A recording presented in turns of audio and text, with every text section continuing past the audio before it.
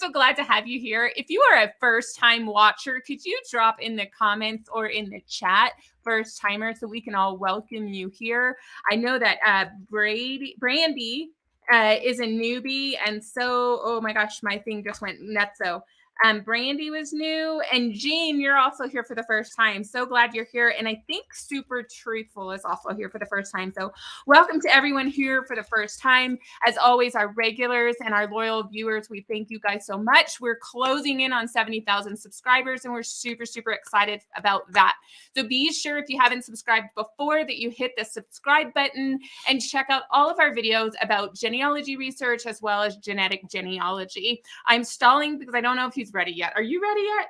Well, I'm ready. Okay. But I didn't know why you were stalling. All right. So we're gonna go ahead and let's go ahead. Hold on, I gotta get something set up real quick. So welcome everybody while I get this set up. No, I needed you to actually say something worthwhile. Yes. So today we're going to be talking about Native American DNA. That's correct. And just also other questions. So just as a reminder, get your questions in early. Put a Q in front of it. Q-question, whatever your question is. And we try to get to those mostly in order, although sometimes we go out of order.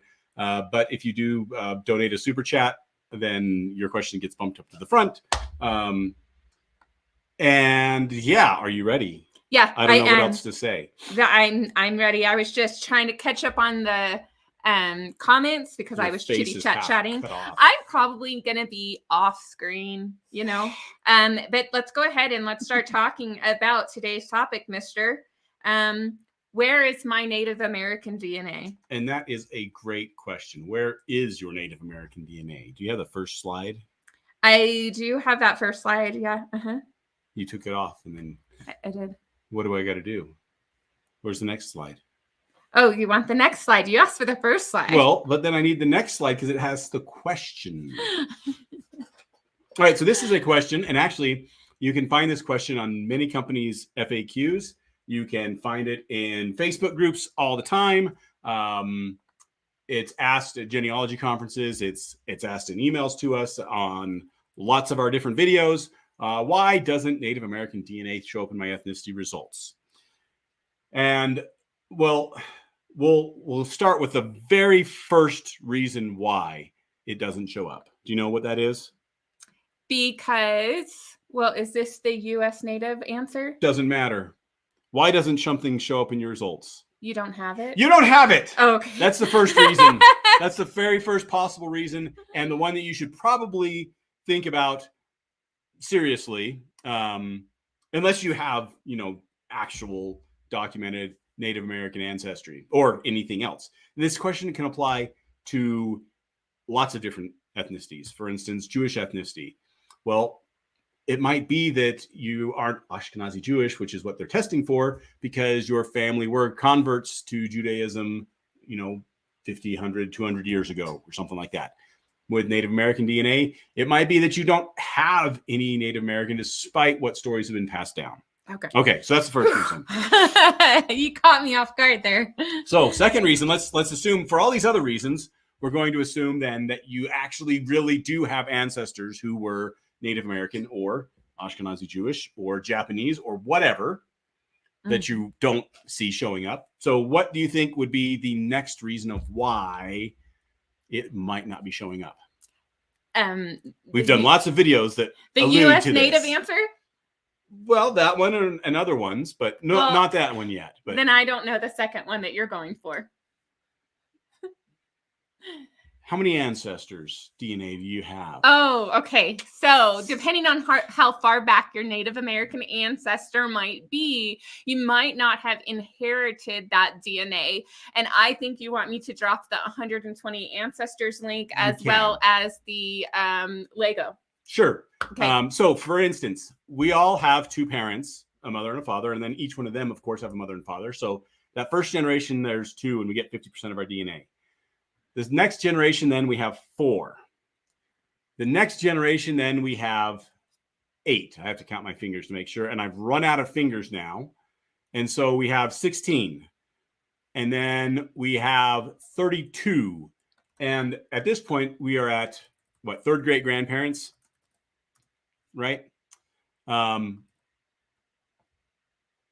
this time, it is entirely possible that you may not have received DNA from each of your 32 great grandparents. I think that's great grandparents, great grandparents, three greats, or something like that.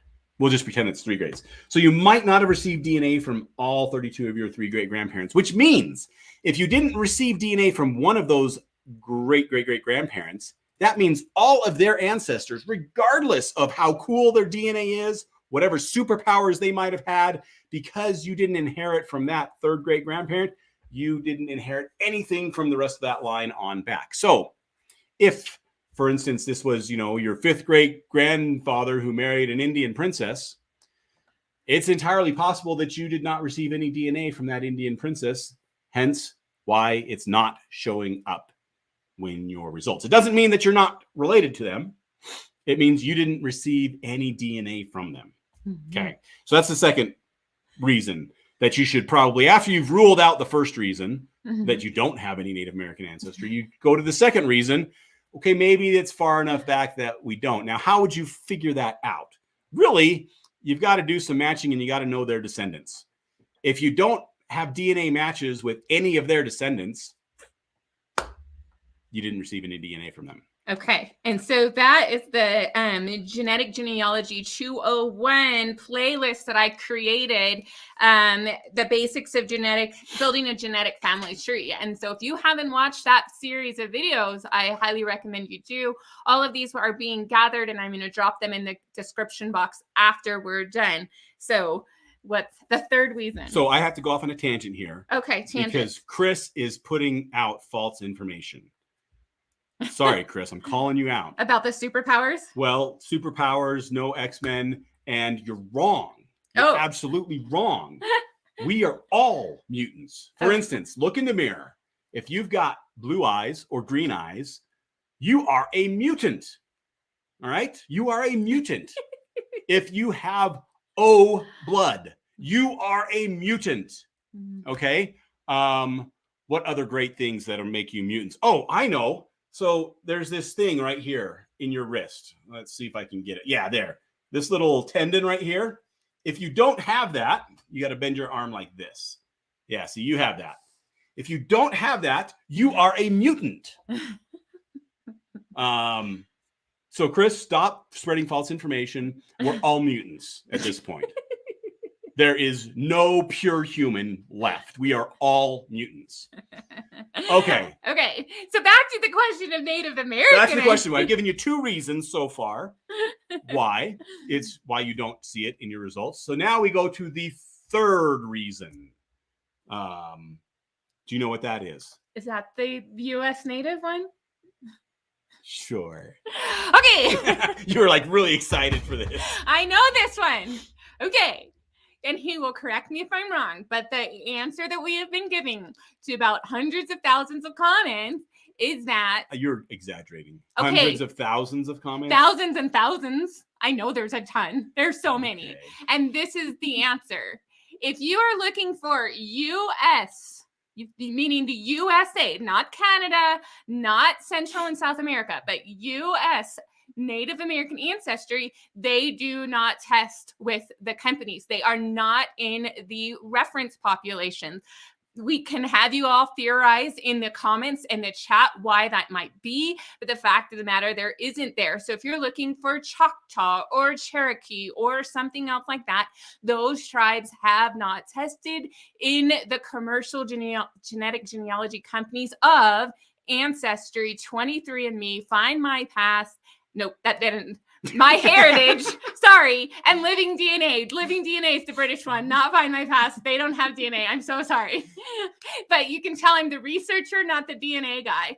And Family Tree Maker. They're not in those databases. And so if somebody's trying to tell you that if you're searching the question, does 23andMe show Native American? Well, it does, but it's not U.S. Native. And then I thought of a fourth one. But go. Okay, that's close. You're close. Well, you said to correct you if you got it wrong. Great. I have so many comments to correct now. All right. So that is, let's take her comment and boil it down to the reference population. The reference population is what you're being compared to say whether or not you have this or that. And if you don't have anybody in that reference population, you can't compare them to it. On the other hand, if you have very few people in the reference population, then your comparison's probably not that great. So let's go here just a second. All right. Yes. Can you switch over to my screen? Mm-hmm. Okay. Let me zoom in. This is on 23andMe. And they tell you where the reference population comes from. There was this Human Genome Diversity Project, HapMap, 1,000 Genomes Project, as well as individuals from private 23andMe data collections and a large number of 23andMe customers. So 23andMe not only has used these public databases over here, but they've also gone out and specifically tested certain groups, and they have some of their customers. Now, you'll notice, and I've done videos on this, 11,742 and 2,600, so roughly 14,300 people in their reference database. 14,000. So out of their 14 million, they got 14,000. So that's like let's see here, 14 million, 1.4, 140,000. So it's like 0.1%, right? 0.1% of their database is the reference population. How that is split up is not equal across the world. Let's start with Europe. You'll notice almost half of their reference database is Europe. But not only that, we've got, between British, Irish, and French, German, that makes up 15% of their entire reference population is just British, Irish, and French, German. But remember, that's just two groups, and they have 259. So we've already gotten, down to where there's not going to be a lot. Ashkenazi Jewish, and this is one reason why people say, well, why does Ashkenazi Jewish show up so much? Because that's a religion. It's not a group. It's like, well, no, they are a group of people that has been distinct from other groups of people. And because we've got 1,000 people in the reference database for them at 23andMe, they can actually separate that out really well, particularly in comparison with Eastern European, where their origin is. So it's basically divided this up into two groups. All right. Let's go to East Asian and Indigenous American. Now, East Asian encompasses China, which is the most populous nation on the world. And yet, despite that, there's less people in the reference population for China, for the Chinese, than there is for England, which is much, much smaller than China. But we also have Japanese and Korean. We have the North Asian, and where was the, there. The Indigenous American this is what we care about, really. Okay, zoom in on that a little bit, please. Sorry, I just hit a button and it's going to stop. Okay, whew, I stopped it in time. Okay, hit your zoom in button, please. Zoom in button. Mm-hmm. Okay. Okay. Move it up. No. Yeah. There. There are 74 people in the Indigenous American group. That's all their different groups in there. You'll notice there they list 6 or 7. That is it. 74 people to represent all of basically North and South America. In 23andMe. In 23andMe. And there's actually comparable numbers in the other databases as well. It is tiny. And so if you don't happen to match some of that, you're not going to match, just because there's a lot of diversity in our DNA, even within a population. Okay, so your answer then, reference population. All right. Okay, so fourth answer. We've gone through 1, you actually don't have any Native American DNA. 2, your ancestor was too far back to have received any of their DNA. 3, the reference population of the company doesn't have that DNA. Can I ask a potential? I don't know if it is your 4, but it's a thought that I came up with. Okay. Could that DNA phased out? Because there were a number of Indian tribes in the United States that intermingled with the European, and that just whoosh, fade out. And so it won't show up in a record population because nobody alive today has it. Yes, that is number 4. Yay! That DNA doesn't exist anymore. Okay, for those of you who are new to this channel, he's the DNA guy and I'm the record research guy. I am the Debbie Downer of DNA because it's confusing. So when I figure something out, I'm super excited. So all of our loyal fans, you need to yay with me in the chat. Okay, so pull up the screen again. Okay. Oh, wait, hold on. I don't want to hit and remove. I want to add. There we go. Sorry. All right. So this is a chart of estimates of what the pre-Columbian populations in the Americas was. Okay. Now you'll see that these estimates vary widely because each of these researchers has different ways of doing it, but they happen to follow a pretty similar pattern. For one, look at what the most populous place of the Americas was. It was Mexico, where you had the Aztec Empire, and it was the Andes, where you happen to have the Incan Empire.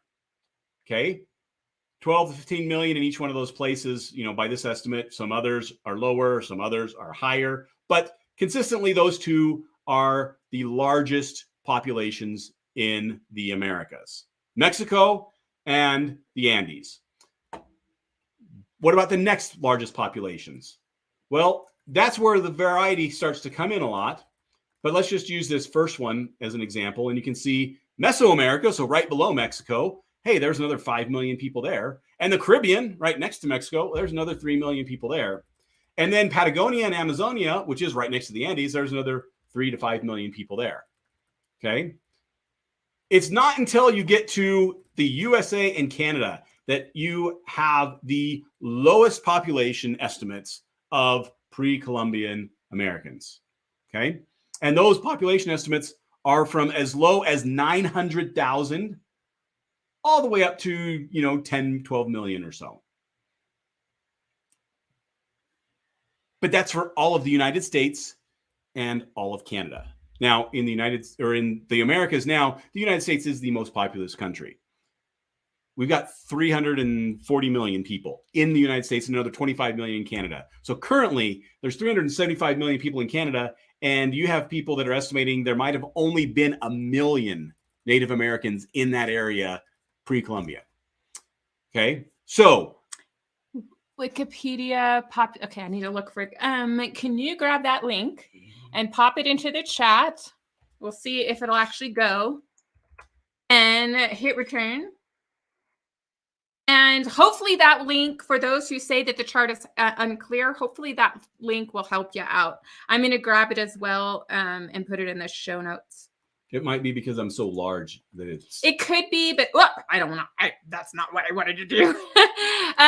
Yeah, sometimes people's individual settings, you have to go in, or sometimes you have to refresh. But okay. I wanted to put in the link. We'll put in that link later, or in the description box later as well. Okay, so that's the first thing is to understand that for the United States in particular, but the United States and Canada, when I'm talking about this, that actually had the lowest population of Native Americans in pre-Columbia times. And when you look at it from a population density, it's even lower because that happens to be the biggest land area.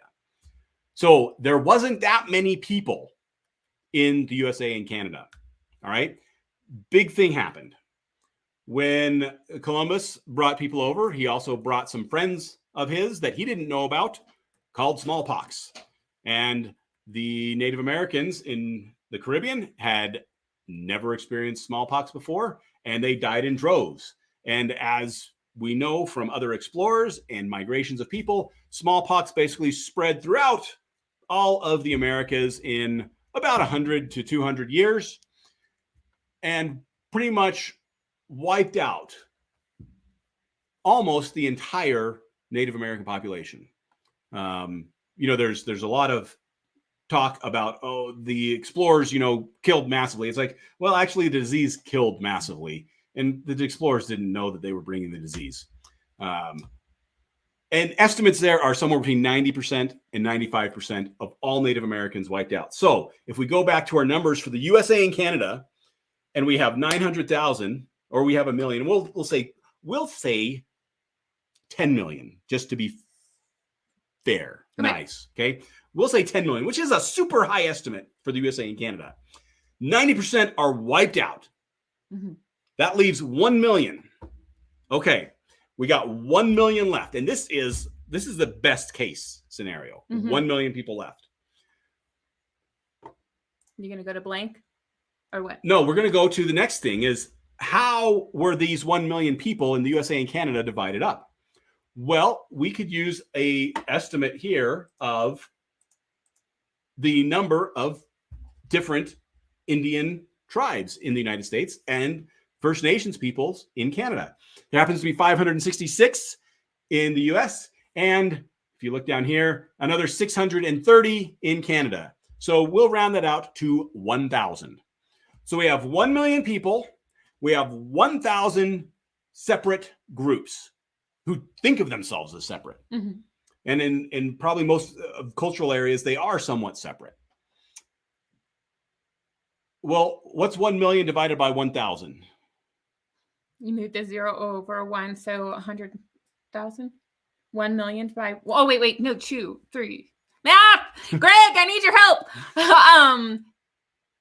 1,000. 1,000, exactly. I had to stop and picture moving the zeros. So, best case scenario, best absolute case, which is totally unrealistic, in the US and Canada, there was 1,000 people that had the DNA that is being passed down to the current generation. On top of that, now, you go through and you talk about all the colonial wars with the Native Americans, because most of the colonial wars and the different things fighting between the United States and Native Americans happened after smallpox already had wiped out most everybody. So now you add those deaths in, and all of a sudden you're starting to see, hey, wait a second, 1,000, if you kill off, 1,000 people in this tribe, well, that's the tribe. That's it. True. And that's with 1,000 tribes today, which means there was more probably. Gotcha. Before, because some of them have been completely wiped out. Okay. So just as a different groups, there simply is not enough people to have DNA, because we're talking just a couple hundred years ago that you had 1,000 people for each one of these groups at best. So yes, you were right that DNA doesn't exist anymore. Now, why are there some of these Native American tribes? Why have they been growing in the last 50 years or so? Well, precisely because babies. Well, yeah, that's how you grow, is have babies. You want your population to grow? Have babies. They actually have commercials like that in Denmark and stuff, trying to encourage people to have babies. I think they have to do that in China now. Babies. They lifted the one child, so now they're telling people to have two. But what it is also is, like you'd said, is some of these groups, particularly in the U.S., the 5 civilized tribes, yes, they intermixed with the English, Scottish, Irish, all the colonials that had come over, as well as the slave populations that had been brought over. And so they're really now a mix of not just Native American, but Native American and European and African, to the point where I doubt, and this is me personally, I doubt for most of the tribes in the United States, particularly the big ones.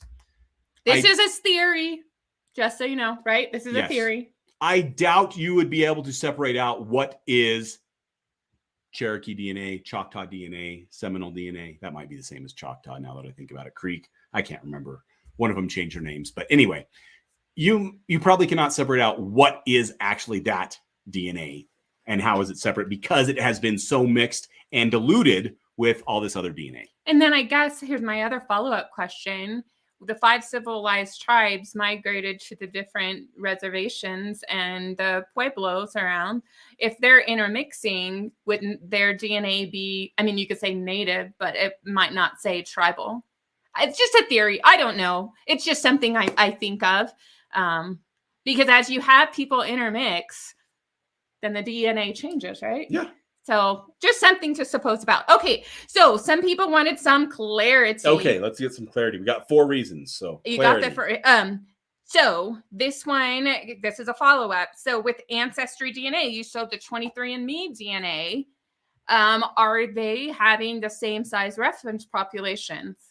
No, they have completely different reference populations. There may be some overlap because, like there's some public groups, the 1,000 Genome Projects, which, despite its name, actually has more than 1,000 in it. The HapMap and I can't remember what the other one is. But Ancestry, if you go and find it, actually has. Don't they have the white paper somewhere? They have their white paper, which they say, reference panel. I'm pulling it up right now, and Devin can pop over whenever it's here. Yeah. Okay, is that it? It's doing this We're loading. flashing things across the screen. Okay. You want to pop it up? Yeah, just a sec. There we go. All right. So Ancestry has 68,000 because they have been pulling from different, and they probably have different criteria than what 23andMe has. So they have, 5 times as many in their reference, but it's only divided up into 84 groups. Okay. And then you can go down here and see. And so here's our Indigenous Americas. Now, Indigenous North. You'll notice that they actually have some large groups. Right. And in fact, here, this is the one I love to highlight, is Cuba, Indigenous Cuba. And it's because, and Indigenous Puerto Rico is the other one. And it's because Ancestry basically did a project where they wanted to map out, hey, what do these indigenous look like? And so with Puerto Rico and with Cuba and with some of these others, they worked with the governments as far as government records to identify who all was actually indigenous Puerto Rican, not, a mix of Puerto Rican and Spanish, or, a mix of Puerto Rican and English, but just Puerto Rican, the original, I think it was Taino people in Puerto Rico. But if we go to... And they tested like 10 to 50% of that entire population. So just as a reference, I think this Indigenous Puerto Rico, I think the total Taino population is about 35,000. They got 10% of them. So to me, this is excellent data for Indigenous Puerto Ricans, because they've probably got the complete variety of DNA that you're going to see in Indigenous Puerto Ricans. Right. Because they've tested 10% of the population there, of the original population. Okay. But when we look at North, that doesn't say Canada, right? And you'll notice it doesn't say anything there. It just says North. And so that's ambiguous. It's very ambiguous. But we know that the U.S. natives don't like to be a part of the thing. And we do know that Indigenous Canadians were the first people, to try to say more correctly, they haven't stayed away from it. And many people are finding their Canadian First Peoples DNA, but not their U.S. So one would be led to believe that on Ancestry, since they're not going for clarity there, would probably be Canadian rather than the continental U.S. And even still, if they do have continental U.S. United States in there, then it's probably pretty small, very similar to what you saw on 23andMe. But let's also remember here, we got 1,000 between U.S. and Canada, 1,000 different groups, distinct groups, at least politically, and probably culturally in a lot of cases. that means you got 2 representatives from each of these groups. There's no possible way that that is a representation of your DNA. Mm-hmm. Okay. And it's getting confusing because they keep changing the names instead of getting clarity, where Indigenous Puerto Rico, clear. Indigenous Haiti, Dominican Republic, clear. Indigenous North, who knows what the heck that is. Well, so yeah. It would be nice to have more clarity. I'm not trying to pick on things because I do have to group it somehow, but when you deal with so many people coming to our channel, particularly going, where is my Choctaw? Where's my Cherokee? Where is my Aztec? Where is my fill in the blank United States? They're getting frustrated because they're told they could get native and they don't see the native. And then they think the family told a big old hunkin' lie. Which they might have. It's possible, but it could be truthful, and you can't turn to DNA to find the answer. And then they come to our channel and going, everybody lied. Well, not necessarily. Well, I meant, yeah. Anyway, they think their relative lied. And then whatever. Yeah. So it just becomes kind of it becomes kind of frustrating as you, a consumer, going, I thought these ethnicity tests would tell me something, and I believe we have native, and there's no native, so what the heck?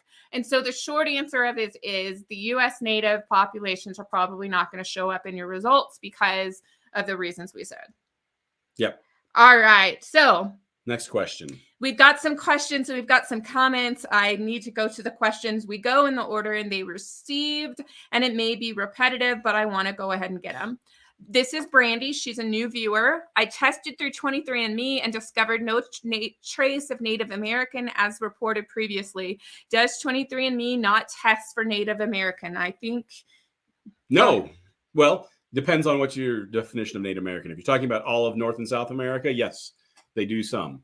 But it is a small population that they have in their database.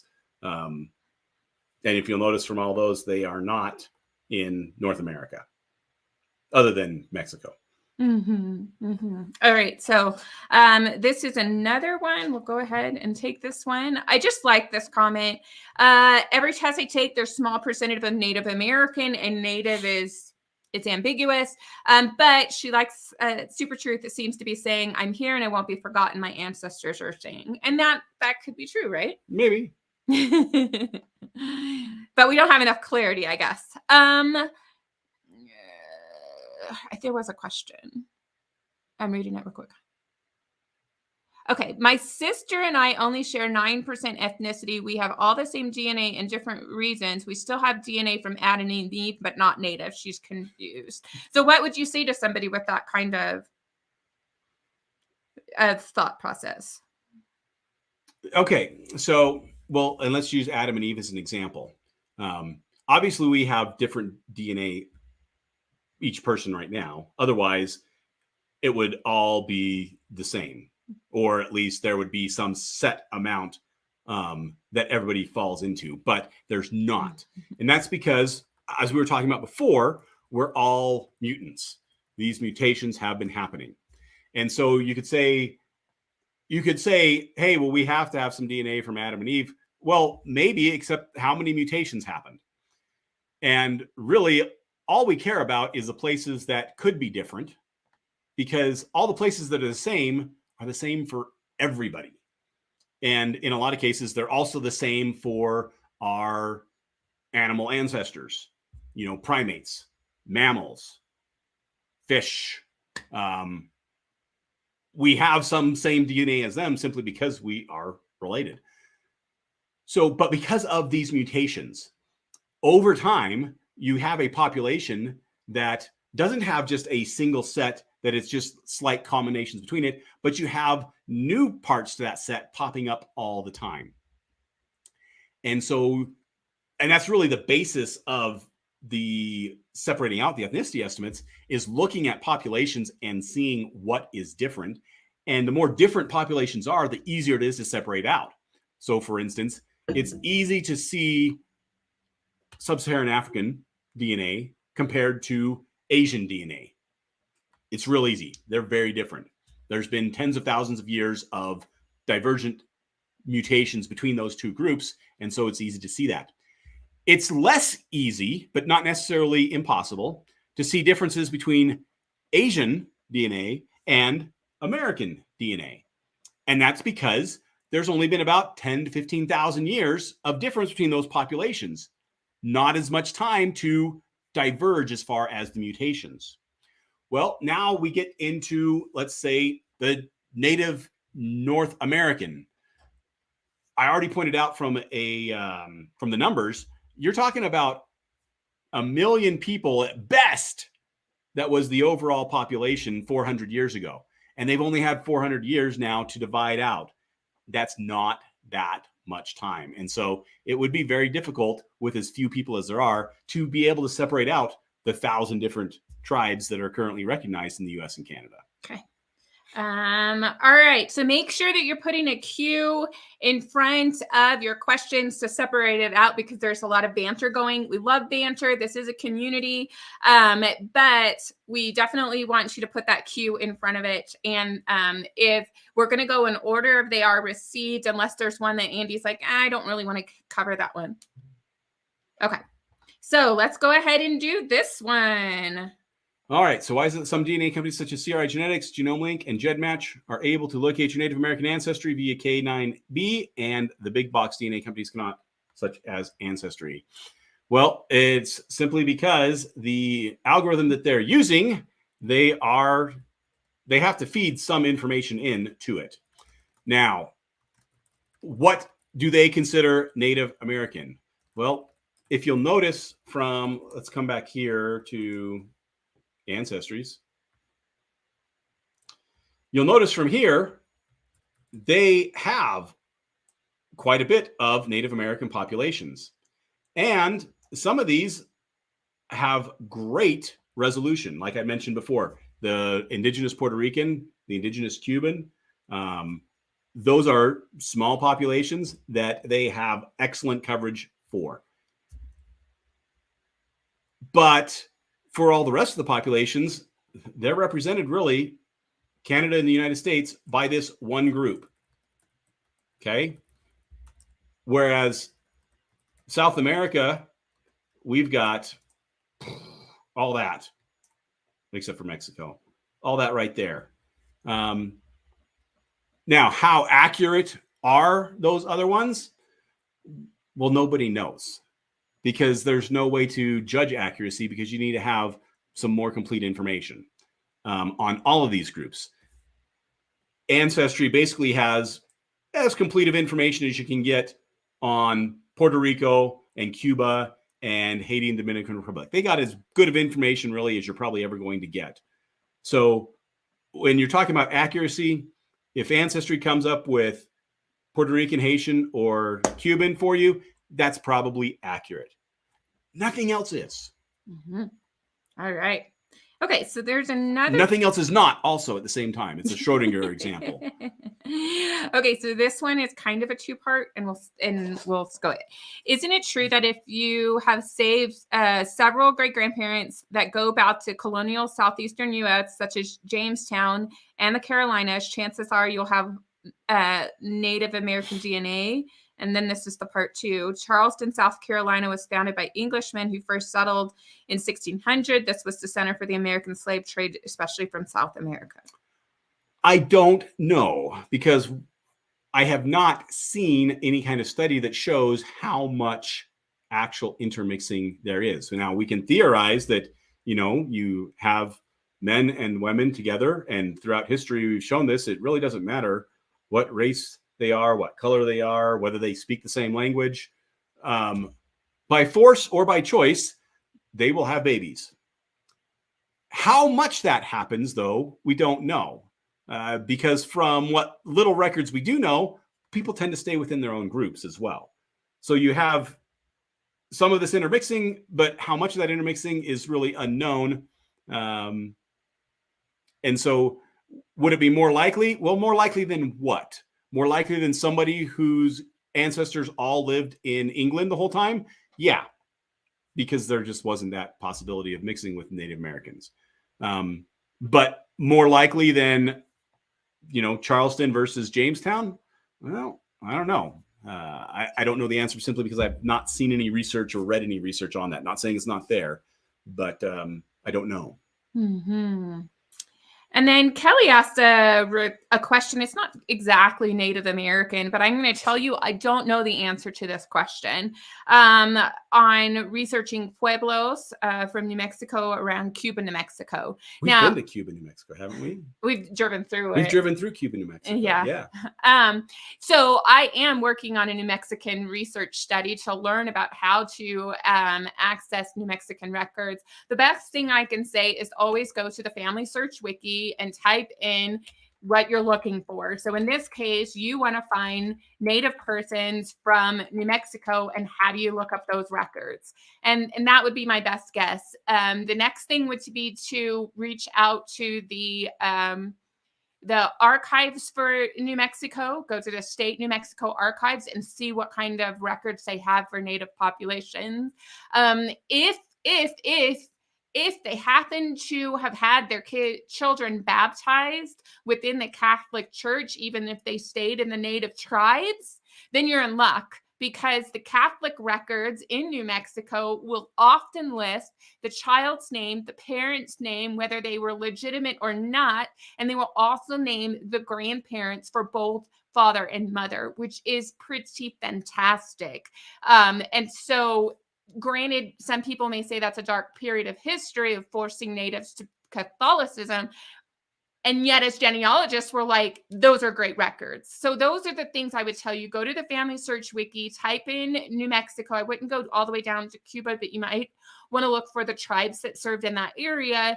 And then you would start looking at the state archives. And then you would also look to see perhaps if those family members start showing up in those Catholic Church records. I do believe many of those are on Family Search, and they are for free. So that would be my recommendation. Cool. You want me to pull something up? All right, so this is on the New Mexico Health website, actually, about the different Pueblos and tribes, that you can see where all the different Pueblos in New Mexico are. And I can't remember where Cuba is, if Cuba was down here near to Socorro or if it was on our trip up through here. I can't remember. But for instance, here we are in Los Alamos, beautiful Los Alamos. We have, and we drive through these Pueblos all the time. Mm-hmm. The San Ildefonso Pueblo, the Nambi Pueblo, the Poake Pueblo, the Tesuque Pueblo, and the Santa Clara Pueblo, and the Okeowinga Pueblo are all right within the roads that we travel all the time. Mm-hmm. So, yeah. Find the nearest Pueblo and start there. Yep. All right. So then we have another question. We may get to the pre-recorded question. We might not, and that's okay. We can make another video. All right. What do you think is going to happen with genetic genealogy now that people are having no kids or less than 3? This is a great question. Small family problems, right? Yes. Okay, I'm pulling up that link. There, we did a video on the small family problems, and that is something that, honestly, we are in the perfect time for genetic genealogy. In that, one, we have enough free time to actually have a hobby of genealogy, and lots of people throughout the world can have that hobby, which is great. But two, just a couple of generations ago, our families were still having lots of kids, which means lots of descendants. For instance, if we just take a look at my paternal grandparents, they had 8 kids, and their 8 kids had 36 kids, so 36 grandkids. And those 36 grandkids, when my grandma died, had already had 100 or so great grandkids and 4 or 5 great great grandkids. Okay, so in 100 years, we had this, but that's because they started with 8 kids. Now we go over to Devin's grandparents. They had, on her paternal side, they had 1 kid. And that one kid had 2 kids. And those 2 kids had 8 kids. Yes. And those 8 kids don't have any kids yet. So that's it. So we're talking, we're the same age almost. And our grandparents are basically about the same age. But you can look at these 2 different families. One that's a small family problem, You've got basically 8 living descendants. And the other, actually 10 when you count the parents, so 10 living descendants. The other is the great genealogy, large families. You've got more than 150 people that are living right now. Okay. Yep. So what is going to happen? It's going to become much, much harder, because remember, it doesn't matter how many kids you have as far as how much DNA you pass on. You always pass on 50% of your DNA, but you don't pass on the same 50% each time. So the less kids you have, the less of your DNA can be propagated to future generations. All right. Which means less matches. All right. This is from Chris. At what percentage would you say there's no question about indigenous DNA? Here's kind of a 100%. I'm reminded of a friend Mike who was with that doubt 46% indigenous. He lives in Canada and has tested Ancestry. I don't think there's a shadow of doubt he's part indigenous. Would you agree that that's correct? I'll say it depends. In general, and that's just the thing, is all of these things have to be in general. If you have more than 5% of something, it's probably real. Okay. With the exception of an Ashkenazi Jew? No. Oh, okay. However, remember, all of those percentages are still based on this reference population. And not just this reference population, but because you have 2 parents, it's also based on how that DNA has mixed together. So could you have 5% of something and it not be, but it's just because of the confluence of your 2 parents' DNA, and it makes something look, we'll say, Native American when it's really not Native American? Yeah, I think so. I haven't done any studies how often that would be or how likely that would be. But it is certainly a possibility, because you're dealing with lots of uncertainties here. So 46%, yeah, I would say he's probably indigenous. Is there a possibility he's not? Yeah, it's really small. I don't know how small. And when you were just talking about the combo of DNA, and that reminds me of the recent how far back is 3% ethnicity part 2 video. I'll be putting that in the description. Lots of questions coming up, lots of comments. Yeah, so far only like 12,000 people have watched that one, and you've got 700,000 that have watched the first one. So the other 690,000 people need to get to it. Okay. All right. So this is Brandy. She had another question. It's not exactly native, and that's okay, because we're in the open Q&A time. The haplogroup I was labeled with is H4A, and 23andMe says Marie Antoinette is part of it. Is that something reliable, and how would it be traced? Yeah, that is reliable. So the haplogroups, they're based on specific SNPs that define that group. And so with this, particularly with this, since they mentioned Marie Antoinette and Brandy, I'm assuming you're female. So I'm guessing that this is a maternal haplogroup, because the H's are actually somewhat common in Europe. The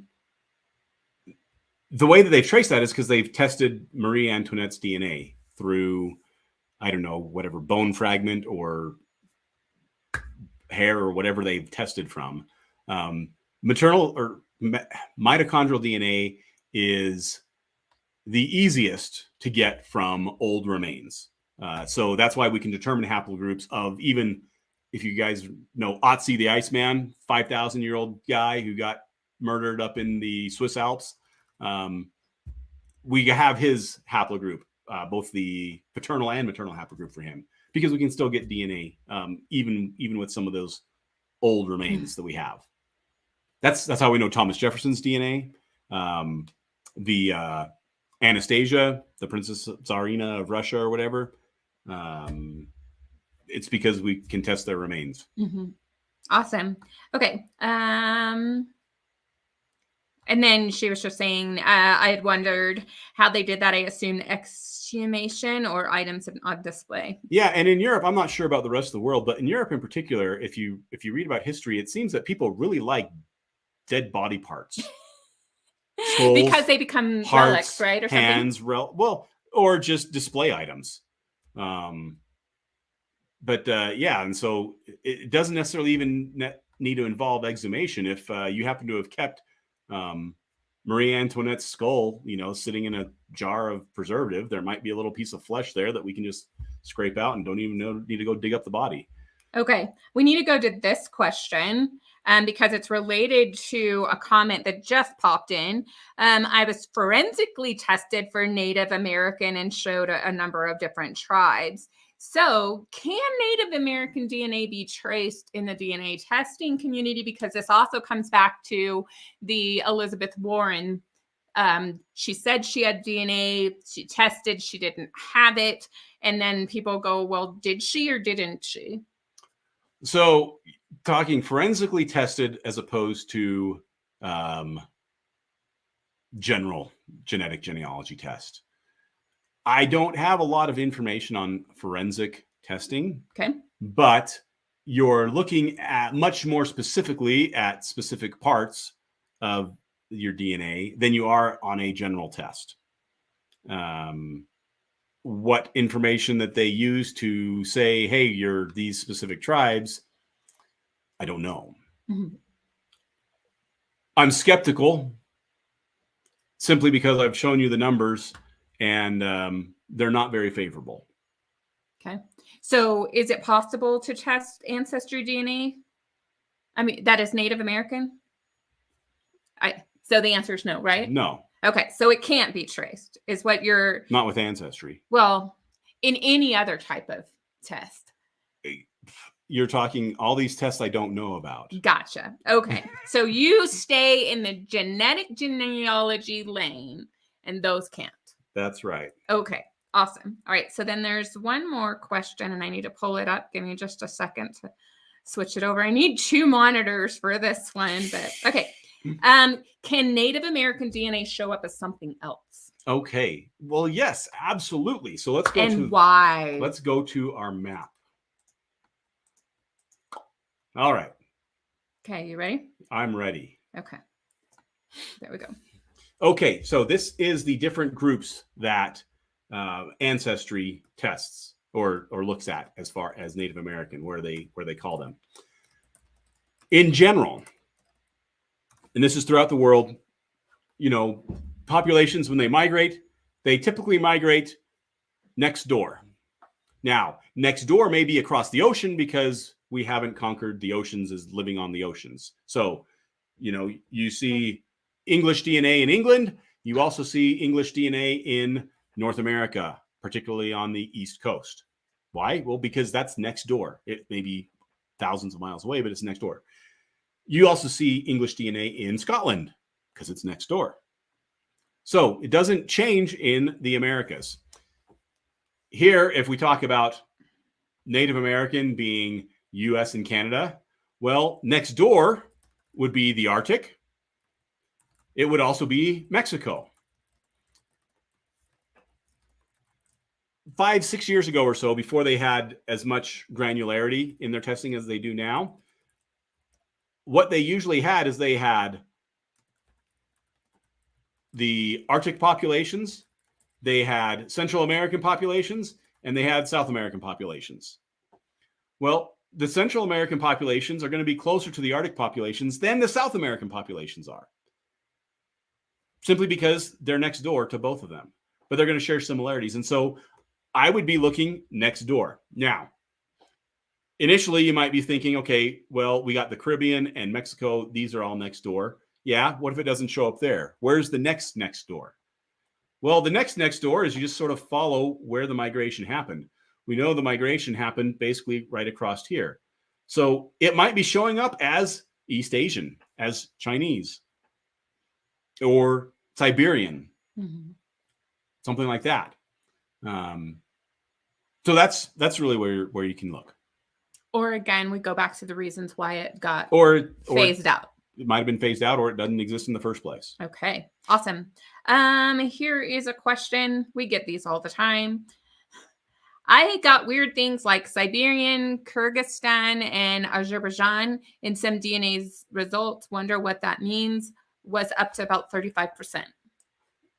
All right. So, you ready? Yeah, I'm ready. Okay. Where are you talking about? Well, Siberia is up here.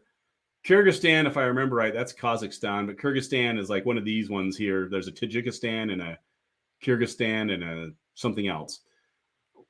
Well, this area happens to be one of the major migration points for people of European descent. So, for instance, coming out of Africa, you go across the Arabian Peninsula or around the Arabian Peninsula, and you might have somebody settle up here in the Caucasus region between the Black Sea and the Caspian Sea. You had another further migration over here into the steppes. Well, these migrations also then furthered down into India and China and up further into Siberia and eventually over to the Americas. But there were also groups that took a left turn and went and populated in Eastern Europe and Russia in that area there. So that if you're getting that kind of results, then I would take a look at your family history. My guess is first off is if you're not Central Asian, you're probably European and maybe even Eastern European as far as your DNA makeup. All right. Okay, so here's the next question. It's from Greg. It's more of a comment, and I wanted you to validate or add anything to it. If they use only reference testers who have all 4 grandparents to be from the same pure group, that might be difficult to find if your theories are correct of how they generate these reference populations. That is correct. It is difficult to find, which is why, like with 23andMe, you saw 0.1% of their entire database can be in a reference population. And then when you think about the reference populations actually made up of some public databases, it's less than 0.1%. It's actually probably 0.02% or 0.03% that is from their database in their reference population. Okay. Because the vast majority of people don't have 4 grandparents that are from the same group. All right. So at this time, I just wanted to make people aware we're not going to take any more questions in the queue. But if you do have questions that we don't answer in this live stream, put them in the comment section of the video because then Andy can respond to those later. So if we don't get to your question in the live chat, live show format, put it in the replay comment section. So I just want to make that clear. All right. It's the best way to confirm Native American through Y and MtDNA? If your Y or if your patrilineal or matrilineal line happens to be Native American, then yes. If it's not, then it's not going to tell you anything about your Native American ancestry. Mm-hmm. Okay. All right. Here's another one. Will Ancestry ever show trace ancestry? First, define trace ancestry and then answer the question, please. Trace ancestry usually is below 1%, below 0.1%, or below 0.2% or something like that. I have no idea what Ancestry is in Ancestry's mind. We don't get the well, okay. We get some secrets from some of the companies when we ask them or they tell us, but we don't get all of them. No, we don't work for them. So that's why our opinions are our own. It can sometimes make some of those companies upset, but we try to give you. They don't share info with us when we make them upset. So anyway, we try to give you independent what our opinions are, but you can decide for yourself. I have a great grandmother who was adopted who always said she was Native American. I took a DNA test and found 0% Native American, but did find 6.7% Japanese. Is this for sure Japanese or could it be a mistake? And this does allude, but just add some clarity for her question. Well, Japanese is next door to Chinese, which is next door to Siberian, which is next door to the Native American. So is this Japanese? Maybe it may be Native American. Okay. So, and what would you recommend that she do?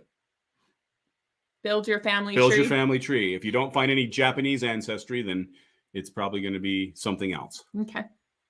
All right. My dad was told that he was has black blood. My dad was told he has black blood in him, but it never shows up, but he looks black. They go by now. We traveled over 23andMe, go by what others put down. They go by how we traveled over. So are the company? I'm thinking, is it that the companies are going by how people traveled over, Okay. or what people put in their tree? In other words, how do you get the Okay. Well, documentation I think of the I think I ethnicity? see the gist of this. Mhm. And again, this is going back to if this ancestor that you had was farther than your third great grandparents, you're still related to them, but you might not have their DNA, and so it's not going to show up. Mhm. Okay. My initial test results from Ancestry in 2015 had a small percentage of Native American. After the first update, I never saw it again. Same kit on other sites. They show 1 to 4%. So why is that? Probably because Ancestry's reference population set has increased dramatically from 2015. It is probably 10 times larger than it was in 2015, which theoretically means 10 times more accurate. I'd say theoretically because there's no way to prove that. Okay. Would it be possible in the future to use MtDNA markers for specific tribes? I'm enrolled Creek and my MtDNA is A2. It would have to, you would have to show that there's actually distinct DNA haplogroups that are exclusive to specific tribes. And I don't know that that is the case, particularly with mitochondrial DNA, because it's so small, 16,000, there's really a limited number of haplogroups that are possible. And so it's doubtful that you would be able to narrow that down to specific tribes. Okay. All right. We're just going through them. You're doing good. I wonder what percentage of North Americans have Y and MtDNA haplogroups that are negative. You could look that up because at least for the mitochondrial DNA, A, B, C, and D, and X, I think, are the Native American haplogroups, and there's some divided up among there. There's a couple of those that have some stuff. I think B has some stuff back in Asia still, but other than that, those are just Native American and not found anywhere else. That's how they know that, hey, these are Native American haplogroups for that. Okay. I don't know what percentage. I want to pull in, this was the woman he was asking about the Black DNA. So we're going to pull hers together and then we'll come back to the question that was before it. I didn't want anybody to think I'm going out of order. I was told my family, so this is the one that had the Black. I was told my family was mixed of everything. It's hard to pinpoint us down. Is that a fact? And here's the second follow-up she had. My maternal ties always shows every ethnicity DNA test Native American, but I can't find the link. We show South American and North American. So she sounds very much like my sister-in-law. It might be, and that's just the problem with it is without having a nice family tree to corroborate everything, it might be that your ancestors, not necessarily that they're a mix of everything, but just because of the unique parts of their DNA and how that uniquely combined in you makes you look more unique than you are. If that sound, I don't want to make that sound bad, but it and that's where, like I was saying, hey, you can have whatever your mom and your dad combined. They could both be English, but because of the random things in it, it might show up some small percentage as, let's say, Indian. And I'm not Native American, but Indian. Just because of those random little bits there. So yeah, I don't know. So the best thing is to do your best to build your family tree using records so far as you can, and then DNA matching. And then you'll get a rough idea of what's going on. Okay. Going back to this question, is there a way to use chromosome browser painting features between Native American sets to analyze? You'd have to figure out what segments are actually Native American, which is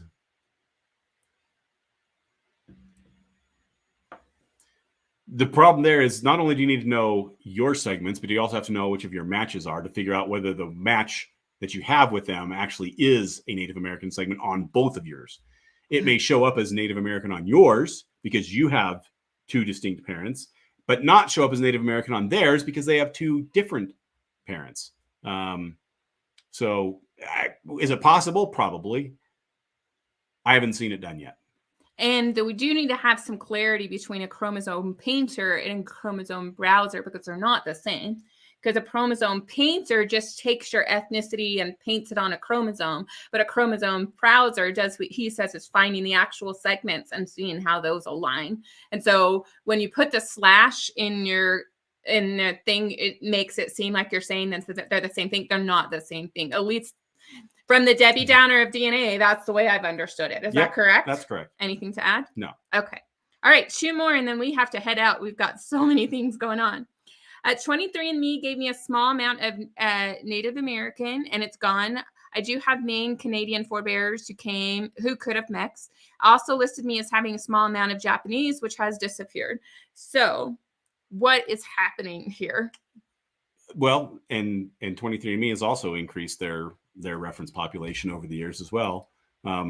Ideally, as they get more in the reference population, it is more accurate, true to whatever they're saying. So you probably don't have Native American DNA if it's disappeared.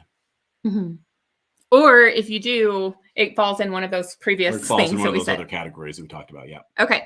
Finally, this is a GEDmatch question. How do you search GEDmatch by haplogroup? My haplogroup is A2, and I would like to find relatives from this same maternal line.